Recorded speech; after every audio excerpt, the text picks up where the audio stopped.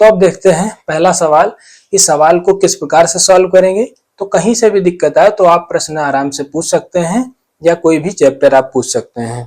तो यूपीएसआई में जितने टाइप के प्रश्न पूछे जाएंगे वो सारे के सारे मैं आपको बताऊंगा। देखते हैं पहला सवाल। पहला सवाल हमारा क्या है, 99 डिवाइडेड बाई 11 गुणे 23 माइनस 18 डिवाइडेड बाई 6 फिर डिवाइडेड बाई 3। क्लियर है। तो यहाँ पे क्वेश्चन दे रखा है 99 डिवाइडेड बाई 11, तो 11 9 या 99, यानी कि क्या आ जाएगा 9 आ जाएगा। मल्टीप्लाई में लिखा हुआ है, यहाँ पे लिखा हुआ 18 को 6 से डिवाइड करेंगे तो हमें क्या मिल जाएगा 3 मिल जाएगा। 23 में से 3 को माइनस करेंगे तो हमारे पास क्या बचेगा 20 बचेगा। क्लियर है यहाँ तक। उसके बाद क्या है डिवाइडेड बाई 3, तो डिवाइडेड बाई हम लोग कर देंगे 3। यहाँ पे ना लिखकर हम इसको चाहें तो हम लोग इसके नीचे लिख सकते हैं 3। 3 1 जा क्या हो जाएगा 3 और 3 3 जा क्या हो जाएगा 9। ये क्लियर है। यहाँ पे क्या बचा 9, 9 इंटू क्या करेंगे आपको कर देना है 3 इंटू 20 मल्टीप्लाई कर देंगे तो हमारे पास क्या आ जाएगा 60। 60 हमारा क्या आ जाएगा राइट आंसर आ जाएगा। क्लियर है। अब देखते हैं अगला सवाल किस प्रकार से करेंगे। बिल्कुल आसान है, सिर्फ मल्टीप्लाई करना है, बस पॉइंट में दे रखा है। इस टाइप का भी प्रश्न कई बार पेपर में पूछा गया है। तो यहाँ पे 15.5 इंटू 1.2, इसकी मल्टीप्लाई करने के लिए आप डायरेक्ट बट्टे में लगा दीजिए और ये पॉइंट हटा दीजिए और ये पॉइंट हटा दीजिए। 2 पॉइंट के बाद एक संख्या ये है, एक संख्या ये है, 2 जीरो यहाँ पे चिपका दीजिए। क्लियर है। अब हम इसको क्या करेंगे 2 से डिवाइड करेंगे। 2 5 जा 10, यहाँ पे क्या बच जाएगा 50 और 2 6 जा क्या बच जाएगा 12। क्या अभी भी 2 से कट सकता है, बिल्कुल कट सकता है। 2 2 जा 4, 2 5 जा 10, 2 3 जा 6, ये नंबर कट गया। उसके बाद हम लोग इसको काटेंगे 5 से। किससे काटेंगे 5 से। 5 5 जा 25। अब यहाँ पे क्या है 5 3 जा 15 और 5 1 जा 5। हमारे पास बचा का एक 5 बचा, एक 3 है, एक 31 है। तो हम यहाँ पे लिख लेंगे 31 इंटू 3 अपॉन 5। अब तो ये कटेगा नहीं, तो अब इसको हम मल्टीप्लाई कर लेते हैं। तो मल्टीप्लाई करेंगे तो कितना आ जाएगा, यहाँ पे 3 1 जा 3 और 3 3 जा 9, 93/5। अब हम इसको क्या करेंगे 5 से डिवाइड कर लेंगे। तो जब 5 से डिवाइड करेंगे तो क्या आएगा 5 1 जा 5, 5 1 जा 5, इसका कितना बच जाएगा 4, यानी कि हो जाएगा 43 या 43 बोल दीजिए। तो 5 8 40, कितना आ जाएगा 5 8 40। हमारे पास रिमाइंडर क्या बच जाएगा या शेष क्या बच जाएगा 3। क्या बचेगा 3। अब 3 बचेगा तो पॉइंट लगाएंगे, जीरो बढ़ाएंगे 30 हो जाएगा। तो 5 छक्का 30, तो हमारा जो राइट आंसर निकल के आ जाएगा 18.6। ये हमारा क्या निकल के आ जाएगा राइट आंसर। क्लियर है। अब देखते हैं अगला सवाल। अगले सवाल में दे रखा है 11/8 इंटू 56/33। इसको क्या करना है मल्टीप्लाई करना है। तो डायरेक्टली भी आप मल्टीप्लाई कर सकते हैं या तो शॉर्ट फॉर्म करना है। तो क्या करेंगे 11 एकम 11 और 11 तिया 33, ठीक है, और 8 एकम 8 और 8 सत्ती 56। गुणे यहाँ पे क्या लिख देंगे 7 और यहाँ पे क्या लिख देंगे 3। तो इससे 1 बाई 1 से हमें कोई मतलब ही नहीं है, क्योंकि अगर इसकी मल्टीप्लाई करेंगे तो हमारे पास क्या आ जाएगा 7/3 आ जाएगा।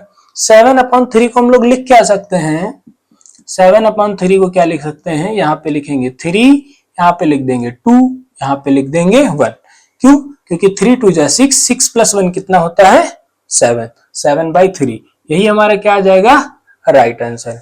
क्लियर है।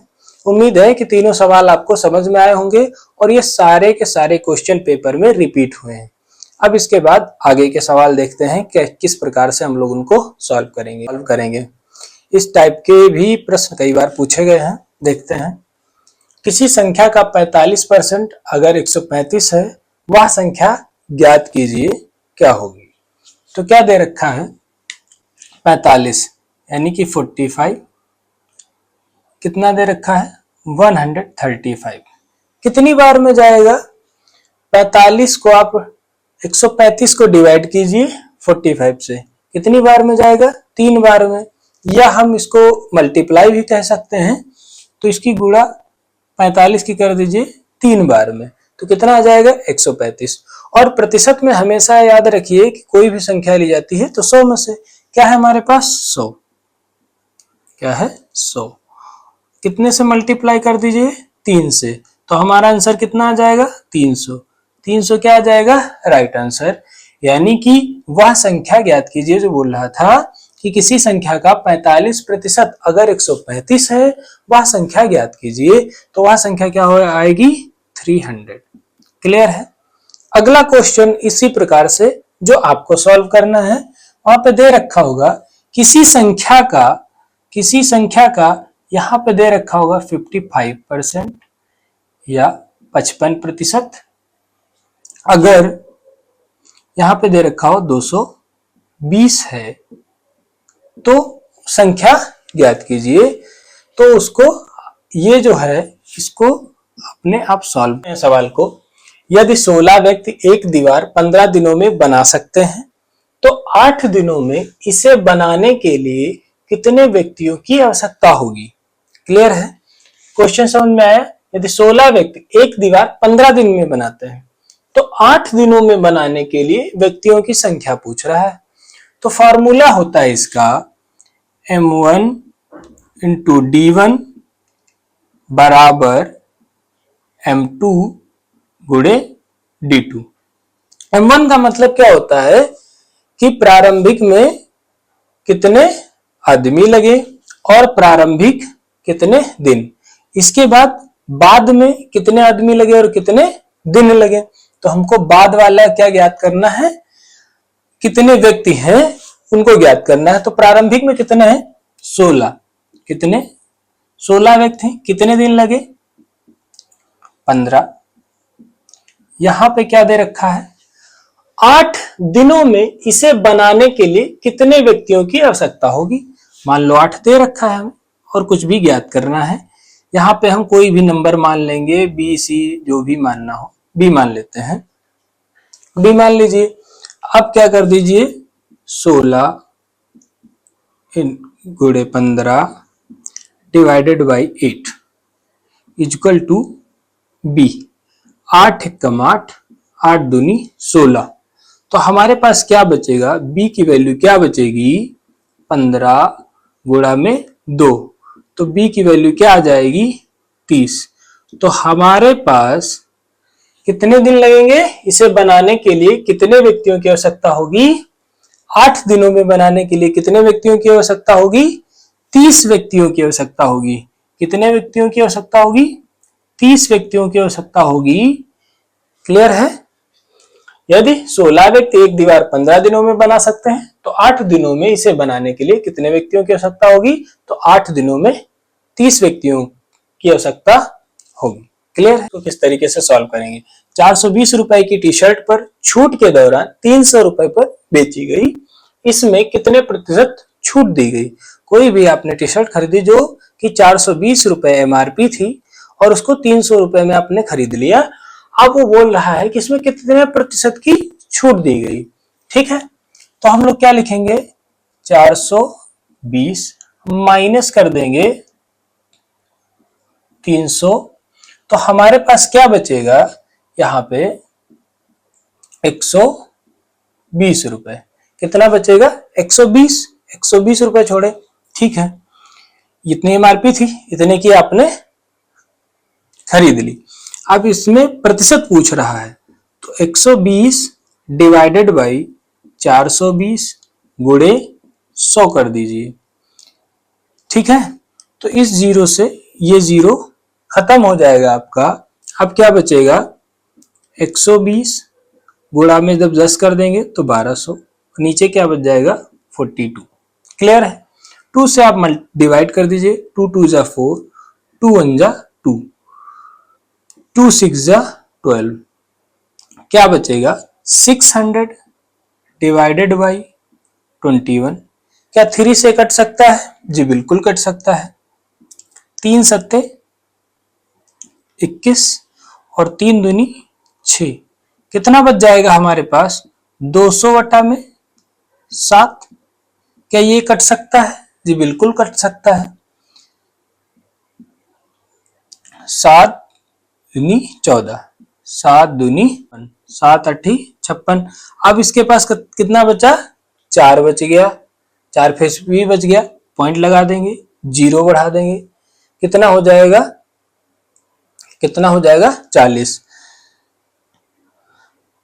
7 पंजे 35, 7 पंजे 35। अब इसके पास फिर कितना बच गया? 5 बच गया। फिर पॉइंट तो लगेगा नहीं, 0 बढ़ा दीजिए, 50 आएगा? नहीं आएगा। तो हमारे पास आंसर क्या आ जाएगा? 28.5। हमारे पास आंसर क्या आ जाएगा? 28.5। तो चाहे तो हम लोग क्या कर सकते हैं, डायरेक्ट हम लोग लिख सकते हैं, या फिर हम इसको डिवाइड करके कर सकते हैं, तब भी हमारा आंसर आ जाएगा। क्लियर है? तो इस टाइप के भी प्रश्न पूछे जाते हैं। अब इसकी जगह पे कोई भी और नंबर दे रखा हो, सपोज यहाँ पे दे रखा है 799। क्लियर है? अब बोल दिया गया कि भाई वो कितने में बेची गई है? 799 है, 500 की बेची गई है। तो ये सवाल किस प्रकार से ज्ञात करेंगे? तो आप खुद से ज्ञात कर लीजिएगा। कैसे ज्ञात करते हैं ये मैंने बता ही दिया है, देख लीजिएगा। माइनस करिएगा, माइनस करने के बाद डिवाइड कर दीजिएगा, आपका आंसर आ जाएगा। तो मेरा क्या आंसर आया? 28 एक क्वेश्चन इस तरीके का भी आपके पेपर में पूछा जाएगा, जिसमें आपसे इकाई अंक पूछ लेगा। इकाई अंक क्या है? तो कितना है? 263 प्लस 34 प्लस 46 प्लस 78। क्लियर है? तो इकाई अंक किस प्रकार से निकालेंगे इस टाइप का, कि हम लोग लास्ट वाले नंबर को देख लेंगे। किसको देख लेंगे? लास्ट वाले को देख लेंगे, और सबको भूल जाइए। 3 प्लस में 4 प्लस का 6 प्लस का 8। क्लियर है? तो 3 और 4 7, 7 6 कितना होगा? 13, 13 और प्लस 8 कितना हो जाएगा? 21। हमसे पूछ क्या रहा है? इकाई अंक। इकाई अंक क्या हो जाएगा? 1। तो हमारा आंसर क्या आ जाएगा? 1। तो इस प्रकार के भी सवाल आपसे पूछे जाएंगे, जो सिर्फ सेकंडों में जिसको सॉल्व कर सकते हैं। इस प्रकार से सॉल्व करेंगे, देखते हैं। इस टाइप के प्रश्न कई बार पूछे जाते हैं पेपर में। तो देखिए भाई साहब, इसको ध्यान में रखिए, इसको ध्यान में रखिए, इसको ध्यान में रखिए। ठीक है? इसको ध्यान पूर्वक देखिए। यहाँ पे उतार लीजिए 3, माइनस है तो माइनस लगा दीजिए, 7 लिख दीजिए, प्लस है तो प्लस लगा दीजिए और 6 लिख लीजिए। अब क्या करना है, इनको पावर को कैसे क्या करना है भाई साहब? तो पावर हमेशा क्या करना है? 4 से डिवाइड करना है। किससे डिवाइड करना है? 4 से। अगर पूरी डिवाइड हो जा रही है तो उसकी पावर क्या आएगी? 4 आएगी। तो यहाँ पे 24 को 4 से भाग कर दो, 24 को 4 से भाग कर दो, तो क्या आएगा? पूरा कट जाएगा। तो इसकी पावर क्या हो जाएगी? 4। यहाँ पे कितना है? 38। अब 38 को क्या करेंगे? 4 से भाग दे दीजिए। तो 4 से भाग देंगे तो 4 9 में जाएगा, तो कितना आएगा? 36। और यहाँ पे क्या बच जाएगा? शेष 2। क्या बच जाएगा? शेष हमारे पास 2 बच जाएगा। तो जो शेष बचेगा वही उसकी क्या हो जाएगी? पावर। वही क्या हो जाएगी? उसकी पावर 6 है। तो 6 के लिए क्या है कि अगर किसी भी धनात्मक पूर्णांक का जो अंतिम अंक है वो अगर 6 आ रहा है तो उसकी कोई घात नहीं होगी, वो 6 ही उसी की जगह पे आ जाएगा। तो यहाँ पे क्या रहेगा? 6। तो यहाँ पे अब इसका हम लोग ज्ञात कर लेंगे 3 की पावर का। तो 3 का कितना हो जाएगा? 3 3 9 9 3 27 और 27 3 कितना होगा? 81। क्या हो जाएगा? 81 लिख लीजिए भाई। 7 7 49 प्लस का 6 है, लिख दीजिए। घटा लीजिए इसको, कितना आ जाएगा? यहाँ पे 11, यहाँ पे 2। अब यहाँ पे क्या बचा? 7। 7 में से 4 जाएगा, कितना बचेगा भाई? 3। प्लस का क्या बच जाएगा? 6। क्या बच जाएगा? 6 हमारे पास बच जाएगा। तो अब क्या करेंगे? तो यहाँ पे क्या आ जाएगा? 38। तो क्या 38 होगा? नहीं होगा भाई, हमारे पास इसका करना ही नहीं था। हमको क्या करना है? 8 दिखाना है। क्या दिखाना? 8। तो एक तो ये तरीका हो गया। दूसरा तरीका क्या है इसको सॉल्व करने का? तो दूसरा तरीका यहाँ पे क्या है, हमको इतना नहीं सॉल्व करना है, हमको ये नहीं सॉल्व करना है, हमको क्या ले लेना है, 1 ले लेना है, 9 ले लेना है, 6 ले लेना। 1 माइनस 9 प्लस 6, 9 में से 1 जाएगा, कितना बचेगा, माइनस का 8 प्लस का 6। क्लियर है यहां तक। अब यहां से -8 में से 6 जाएगा तो कितना बचेगा, -8 में से 6 जाएगा तो कितना बचेगा भाई, -2। जबकि हमारे सवाल में क्या होता है कि जो इकाई अंक होता है वो कभी माइनस नहीं होना चाहिए। तो जब माइनस नहीं होना चाहिए तो उसमें क्या कर देते हैं, 10 जोड़ देते हैं। क्या करते हैं, 10 जोड़ देते हैं, 10 जोड़ देते हैं। तो 10 इसमें जोड़ दीजिए भाई, 10 जोड़ देंगे तो 10 माइनस 2 और हमारे पास आंसर कितना आ जाएगा भाई साहब, 8। तो यही हमारा क्या होगा, राइट आंसर हो जाएगा भाई साहब। इकाई अंक कितना हो जाएगा, 8। यही हमारा राइट आंसर है। एक उस तरीके से भी मैंने बता दिया कि 8 आएगा और एक ये तरीका भी बता दिया कि क्या आ जाएगा, 8 आ जाएगा। उम्मीद है कि आपको समझ में आ गया होगा। तो आपको जो तरीका अच्छा लगता है उस तरीके से आप सवाल को लिख सकते हैं।